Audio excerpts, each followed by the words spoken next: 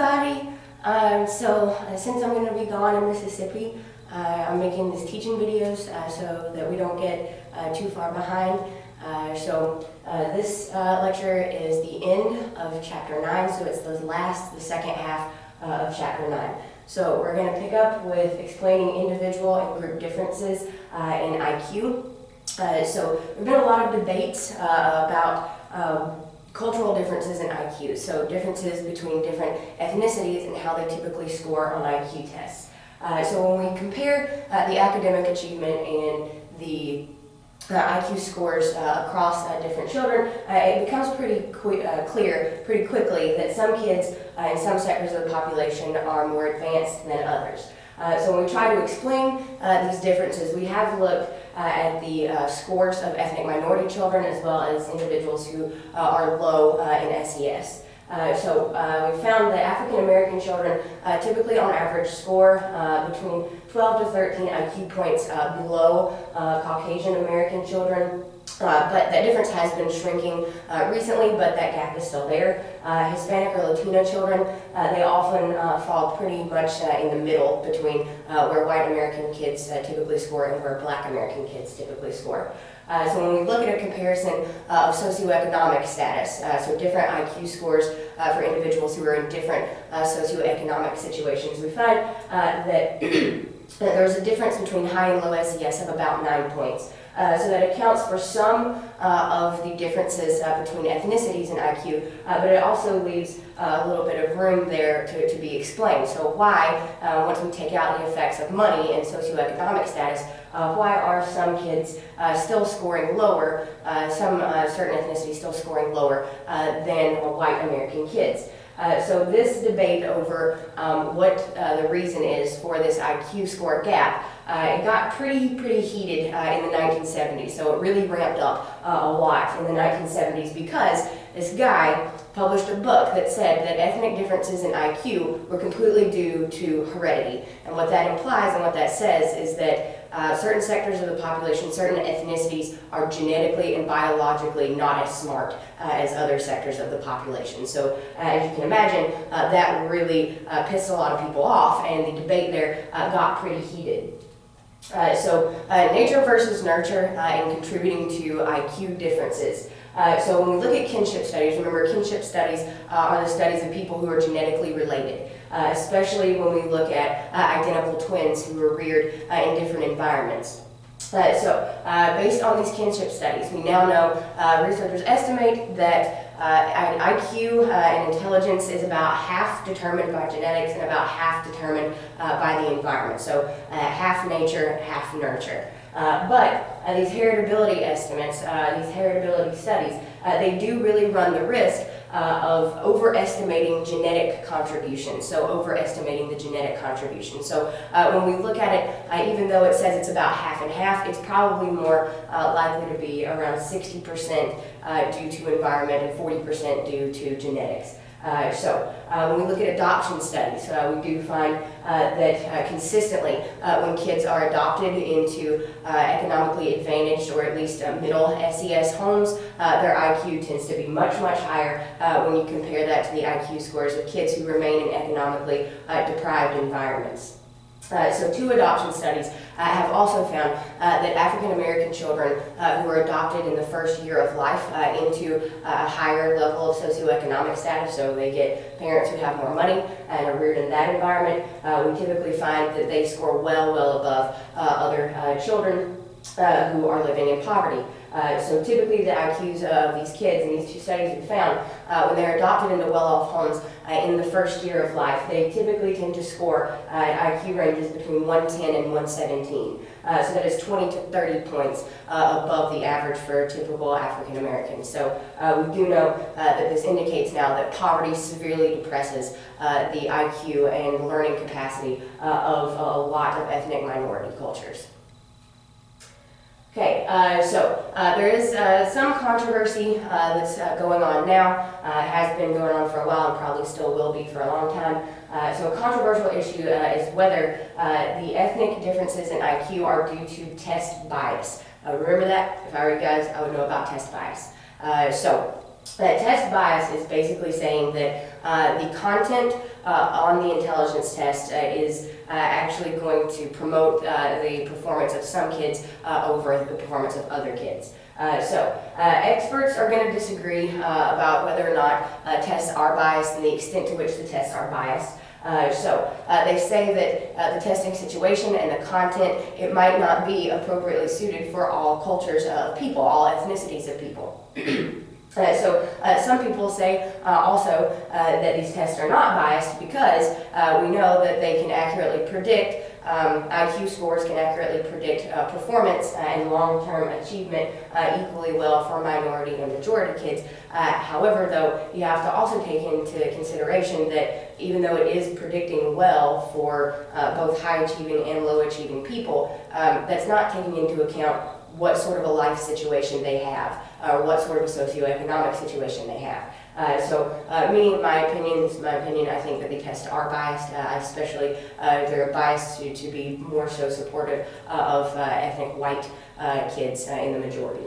Some people also believe that a lack of exposure to the communication that's used in the styles of knowledge that are tested on these intelligence tests is going to undermine some children's performance. Some people have said here that the lack of exposure to the certain communication style, the certain type of information that's tested on these intelligence tests is going to undermine some kids' performance. What we do when we look at communication styles, we do know and have found that communication styles are different for different types of ethnicities. It's a cultural difference that we have. Ethnic minority families, they often are more people-oriented than they are fact-oriented. They have different styles of communication, different language skills that we use, and these ethnic minorities are typically using a communication style that doesn't really match that's expected of the kids in the classroom and in testing situations. There was one study where a researcher, she spent a lot of hours living with ethnic minority families in southeastern U.S. city. I'm pretty sure the city was Atlanta, where she was at. She lived with African American families who were living below the poverty line, and she found that what the communication styles going on here between African American parents and their children is different than that is going on between my majority individuals and their kids. African American parents, they rarely asked their kids these fact-oriented questions that are more typical in middle SES ethnic majority homes and also in classrooms. For example, asking a child, what color is this, is asking them to give you a correct answer. That is something that is done on the intelligence test, it's done in the classroom. The teachers will ask you, or the tester will ask you, to give them a correct answer about something. So knowing that there is one answer, like what color is this, or what is this story about? Those are things that they have a right and wrong answer. However, what these African American parents were doing was they asked real quote-unquote questions. They asked real questions, ones that they themselves could not answer and typically might not have a right answer to the question. The questions kind of were analogies at some points, like what does this look like to you? Maybe looking up at a cloud, a parent asked the child, what does this look like to you? And there's no right or wrong answer there because you're asking the child's opinion about something. Also, story starter questions. Like, did you see or hear Miss Sally this morning? What did she tell you? What did you guys do together this morning? Asking the parent, asking something that out of the child that the parent themselves did not know. Asking the child to tell them about something.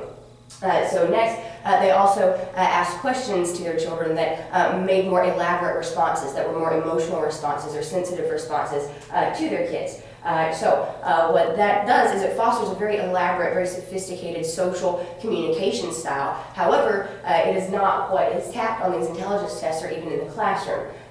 These experiences do lead these lower SES kids and ethnic minority kids to develop very complex verbal skills. They have very sophisticated communication styles. But these kids aren't really doing well on these objective questions that have right or wrong answers that are typical of testing situations and in the classroom.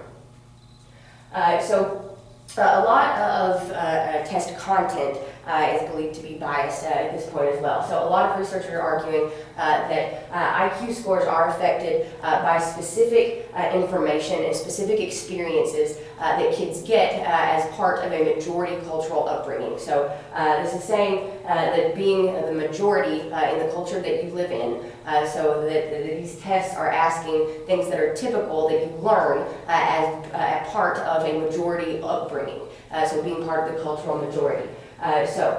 This is consistent with information that shows that low socioeconomic status children often miss vocabulary words on these IQ tests that have alternate meanings in their culture.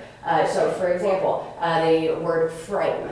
If a child says that frame, well, that is somebody's physique. It's their body. It's the way that their body's put together. So your specific frame that has a different meaning to some cultures. So they might say it's physique. It's the way someone looks, rather than saying that that is a border around a picture, something that goes around a picture. So they do consistently miss vocabulary words that have alternate meanings in their culture. Also, just the amount of time a child spends in school predicts IQ, so making sure that they are going to school, getting into preschool, and that kind of stuff. So IQ is going to rise the longer they are in school. What we see is that exposure to factual knowledge and content is going to affect the performance of kids on these intelligence tests. Okay, so stereotype threat is another thing that can really impede the test scores of ethnic minority children. Kids aren't stupid. They know about certain stereotypes that people hold. They're everywhere. They're in the media. They can be gender stereotypes. They can be ethnic stereotypes. They can be stereotypes about lots of different characteristics and groups of people. So stereotype threat is the fear of being judged on the basis of a negative stereotype about you. So for ethnic minority children, there might be a stereotype that they're aware of that they're not as smart as white kids. So we have found that can trigger a lot of anxiety in a testing situation and can lower the performance of ethnic minority kids. There was a study done where researchers gave African American, Hispanic American, and Caucasian American 6 to 10-year-olds certain verbal tasks to do. So they were little language tasks on a piece of paper. So some kids were told that the tasks were not a test. They were just told that this is just a little activity that we're doing. The other half of kids were told this is a test to see how good kids do at these school problems. Okay. When they looked at the test performance and the scores of kids from the different ethnic groups, what they found was that the ethnic minority kids who were told that this is a test, their scores were far worse than were the scores of ethnic minority children in the not a test condition. So when the kids thought that the activity they were doing, they thought it was a test, minority children scored substantially lower than other minority children who were told that this is just an activity and it's not a test. So thinking that it was a test kind of activated that stereotype threat and a little bit of anxiety on part of a group that's not supposed to do as well. Their performance was impeded because of that. In contrast though, surprise, surprise, Caucasian American kids, they did just as good when they thought it was a test as when they were told it wasn't a test. Stereotype threat, we can see, is affecting the scores of ethnic minority kids and not the scores of Caucasian American kids. Kids pick up on these stereotypes from the media, they pick up on them TV, from other people around them, seeing the ways that others are treated around them and how maybe their parents respond to other individuals. This is a way that they acquire the knowledge of these stereotypes. Over middle childhood, especially kids from stigmatized groups, so ethnic minority kids, they become increasingly aware and conscious of these stereotypes about the groups that they belong to. They're not stupid, they learn more and more about it the longer they're on planet Earth. By junior high school, this sort of stereotype threat, it can actually lower a lot of ethnic minority kids and low socioeconomic status kids. It can lower their test performance, it can lower their grades and their academic performance overall, and what you see is that they start saying that school is no longer important to them the older that they get. So by junior high school, by middle school, these kids are saying that school isn't really that important. They've been making bad grades the whole time, and it's not really a source of pleasure for them. They don't feel pride from doing well. well because they typically don't do well, and it started very early because of the stereotype threat. So over time, their scores don't improve, they don't get much better, so they start saying that school isn't important to them. It's self-protective disengagement that's going on. They're protecting themselves and their self-esteem and how they feel by just withdrawing from that academic environment and saying that it's not really important to them. This weakening motivation obviously can have some pretty bad long-term influences, so keeping kids below the poverty line throughout their lifespan. A lot of experts acknowledge that IQ scores can underestimate the intelligence of ethnically diverse kids, culturally different children. So there's a special concern here now about incorrectly labeling some ethnic minority kids as being slow learners or having learning disabilities when they actually don't. When they're actually performing lower on these intelligence test scores because maybe stereotype threat, test bias, the test content is geared towards someone from a different ethnicity. We're worried now that that's going to impede their performance pretty bad, and it's going to cause them to be placed into remedial classrooms and labeled as slow learners when indeed they are not. So if they put the kids in a remedial environment when they don't need it, they're going to get less stimulation, they're not going to learn as much, and they're not stupid, they know that they're in the remedial class, they know that they're in the slow class, so that also is going to lead them to do poor in the long term. So we have kind of come up with a more culturally relevant way of testing kids from ethnic minority cultures. We found that it does enhance their performance and their test scores kind of rise. Dynamic assessment is the term that we've kind of used for this. It's a very innovative testing approach. It's consistent with Vygotsky's zone of proximal development. So the things that they do, basically they introduce a task to a child within that zone of proximal development. So remember, that's the range of tasks that a child is capable of learning to do with some help. They can't do it on their own yet, but if you show them how to do it, they're capable of learning it with some aid. What they do is they introduce a task that the child can be capable of learning, they demonstrate the task, and then see how carefully and how quickly the child can pick up on that task and learn the task. So it's shown that kids can actually learn and benefit from instruction even if they're not showing these higher IQ test scores on the standard test. When you use dynamic assessment and just see how much they benefit from instruction in a classroom setting, they're scoring pretty high. There's a danger of incorrectly labeling ethnic minority kids as being slow learners and placing them in remedial classrooms. So dynamic assessment is one way that we can get around that. Unfortunately, I'm not really sure how widespread the use of this type of assessment is, though. However, while we know that we need to change some things and we need to put less stock in these IQ tests because they are biased and test content can be geared towards one culture versus another, stereotype threat, and things like that. Rather than adapting testing to help support ethnic minority kids in their test performance, what we've done is that, especially in North America, education is placing a greater emphasis on traditional test scores. The high-stakes testing movement that came about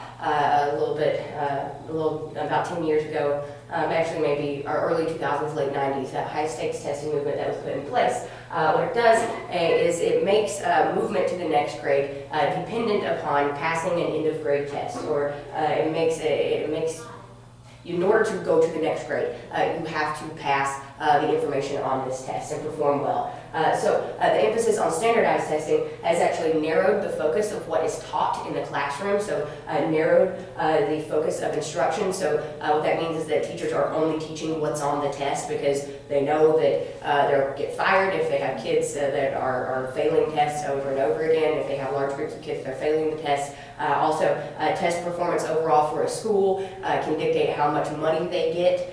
So with higher scoring schools getting more money, which does that make any sort of sense? I don't think so, but that's what's going on. So teaching what's only on the test is continuing to widen the ethnic differences in educational attainment. This is not really helping out our kids at all. So testing is important. It should factor into some classroom decisions, but by far it should not be as heavy of a weight on educational decisions as it currently is. Okay, so let's get away from IQ testing. Let's kind of switch gears a little bit. We're going to talk about language development now. So vocabulary, grammar, and pragmatics, all parts of language development, they continue to get better the older the child gets. Although the changes are a little less obvious than they were during the preschool years or during infancy and toddlerhood. Because in infancy and toddlerhood, you're learning to talk. All of a sudden there's the first word, now you can communicate. Then the changes are a little bit more obvious to us in the younger ages, but in middle childhood, these changes in this development is a little less obvious, but it is still occurring at a pretty rapid rate.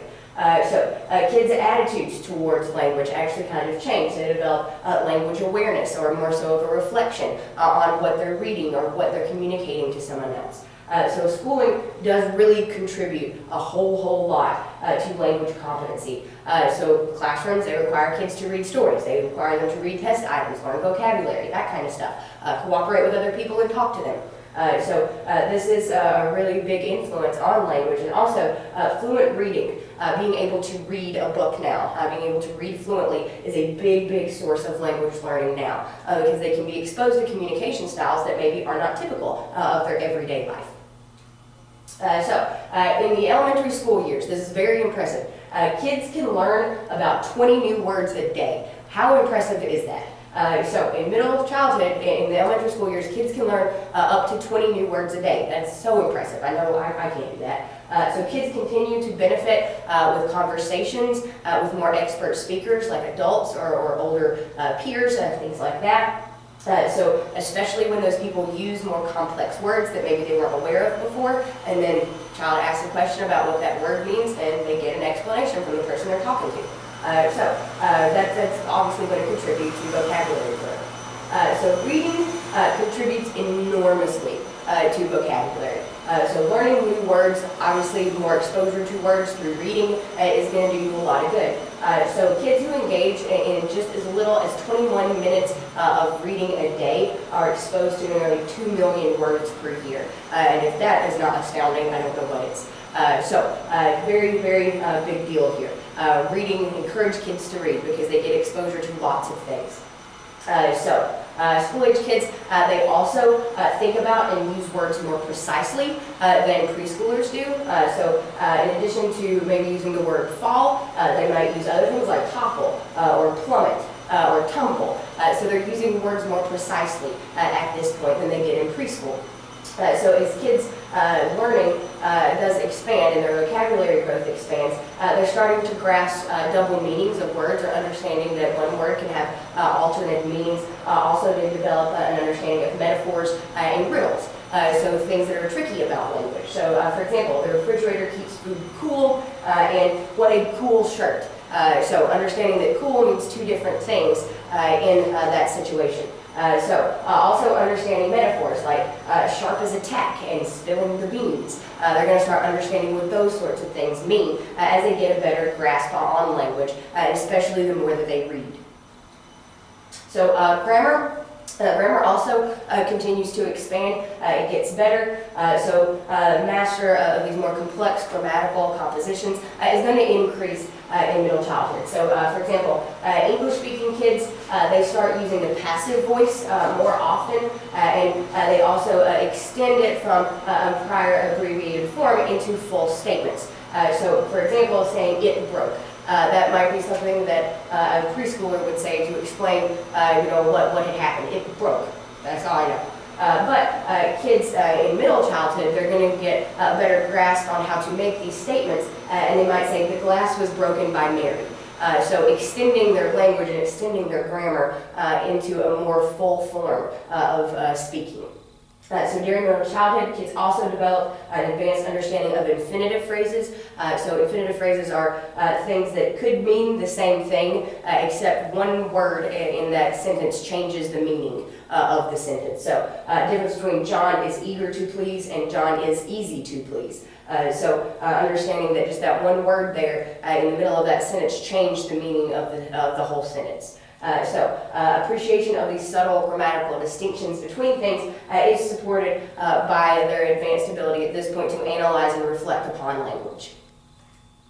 Pragmatics, the social side of language, this happens and gets better as kids have more conversations and their conversational styles get better and more sophisticated. So kids' narratives that they maybe telling you a story about something, they get more detailed, better organized, and things like that. So a typical 4 to 5 year old, so a kid in early childhood in the preschool years, a typical 4 to 5 year old's story about something or narrative is pretty much just going to state what happened. So we went to the lake, we fished, and we waded, and then Paul caught a huge catfish. So typically a 4 or 5 year old preschooler is just going to tell you the facts of what happened. But 6 and 7 year olds, as they get a little bit older, they're going to start including more orienting information like time, place, participants, who was there, other people, what people thought, what happened first and next and then last.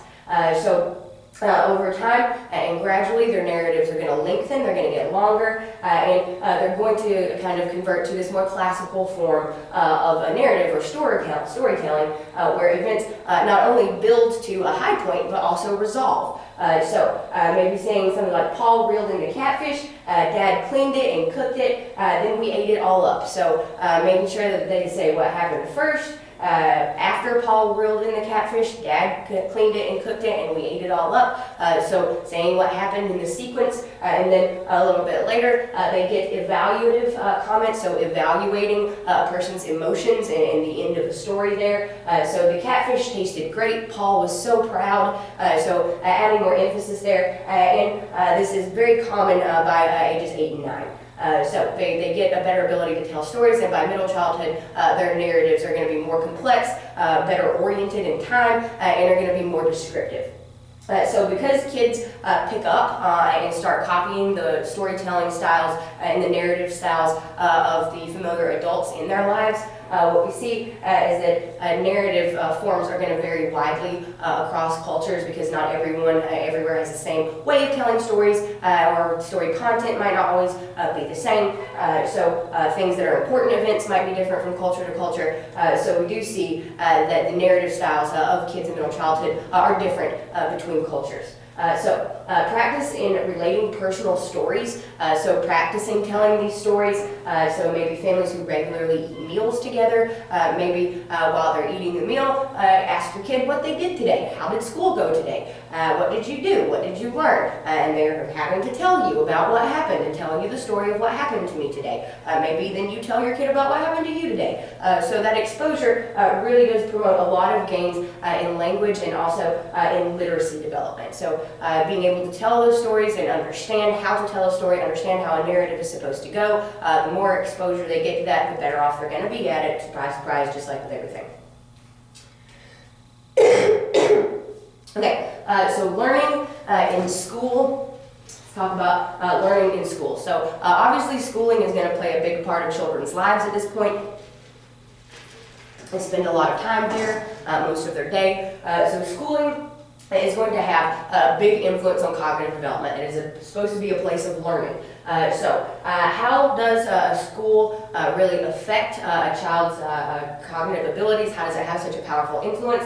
We have 4 factors here that we're going to talk about how schooling affects kids. So the first one is class size. The second is the educational philosophy of the teacher, how the teacher thinks that kids learn and what's the best way to teach things. Next are the relationships between teachers and students. And then lastly, the larger cultural context of the school. Okay, so you're going to need to know this, so remember it. Smaller class sizes are the most beneficial regardless. Smaller class sizes are the most beneficial regardless of whatever else. Because teachers spend less time disciplining students when there are fewer of them, more time teaching, more time to give individual help to kids who might be struggling in a specific area. Also, kids in smaller groups show better attention, they show more cooperation, higher quality class participation opportunities, also more favorable attitudes towards school. They tend to like it a little bit better. There was a study that was done, this is a very wide-scale study that was done in Tennessee. So it had 6,000 kindergartners. This is a pretty big, wide-scale research study that they did. So 6,000 Tennessee kindergartners were randomly assigned to be in one of 3 types of classrooms that they stayed in until 3rd grade. So they were placed in these classrooms in kindergarten and they stayed there until 3rd grade. So the first option was a small class size of 13 to 17 students, and next was a regular classroom of 22 to 25 students, and then lastly the third option was a regular classroom, 22 to 25 students, with a teacher plus a full-time teacher's aide. So we have the small class size, we have the regular class size, and then we have the regular class size with the addition of a full-time teacher's aide. So those were the three options. And so what they found was that kids in the small class, especially ethnic minority children, they scored higher in reading and higher in math achievement every year that they were in that class situation.